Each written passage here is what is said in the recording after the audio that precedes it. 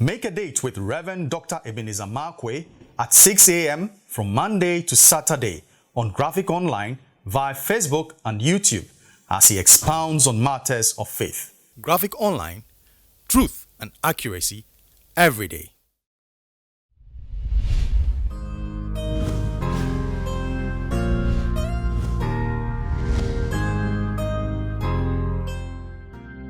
Hello, this is Reverend Dr. Ebenezer Markwei of Living Streams International, bringing you matters of faith with Graphic Online. I'd like to capture my thoughts this morning, still on the same tune and still on the same note. That is PANTY Opportunities 3. We've gone through PANTY Opportunities 1, Opportunities 2, and now Opportunities 3. And I'd like to capture this one with the word nonsensical footsteps. Now, Shem and Japheth got a blessing. So I like to see what were the things they did to get the blessing. And we started last week by saying that, number one, they, first of all, had a mentality that we are not going to put our father to shame. We're going to cover our father's nakedness. Number two, they took a piece of cloth and hung it upon their shoulders. And the Bible says the shoulders is the place for burden. They were burdened. There was a passion to redeem the image of their father. There was a passion to cover the foibles of their father. That was Cain. That was Shem and Japheth. But then there's another thing too. The Bible said that apart from covering their shoulders with the cloth, the Bible said they began to walk backwards. They started walking backwards in order to cover their father's nakedness. They refused to see their father's nakedness. All they could have done is just hold it and then go and place it there. But they placed the cloth there and started walking back. That kind of footsteps is nonsensical. It doesn't make sense. It doesn't make sense. You don't walk backwards. If you're going to walk backwards, at least you turn and face yesterday.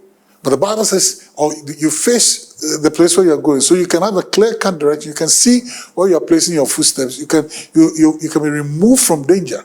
But the Bible said they just went backwards. They were not looking at their back. First thing is, they walked against the trend. The normal trend is for people to walk forward or sideways or whatever. But they took a journey backwards, so they buckled the trend. Against the trend. Number two, against common sense. Against common sense. Common sense dictates that you don't walk backwards. You hurt yourself. You may stumble, or something may catch your feet. You may catch your feet or something. And number C, they were endangering themselves by deciding to walk backwards. So here's the point. They had a swag with them, but that swag was an endangering swag to themselves. The reason why I said there has to be a burden. And the burden must be followed with restorative acts that sometimes don't make sense. With acts of restoration that don't make sense. It doesn't make sense, but that's what it is. And number three, you have to go backwards. That is, you have to back the trend. And not just backing the trend, because everybody is talking about it. No, I won't do that. And I'm ready to also be an object of public ridicule for making that decision. Let everybody swear at me. Let everybody blast me. Well, the choice for somebody's downfall to become an opportunity for your blessing. And I don't mean exalting in the person's downfall, but a redemptive, restorative act can be an opportunity. The opportunity lie in redemption and restoration. PANTY Opportunities 3. Choices are always yours. See you later.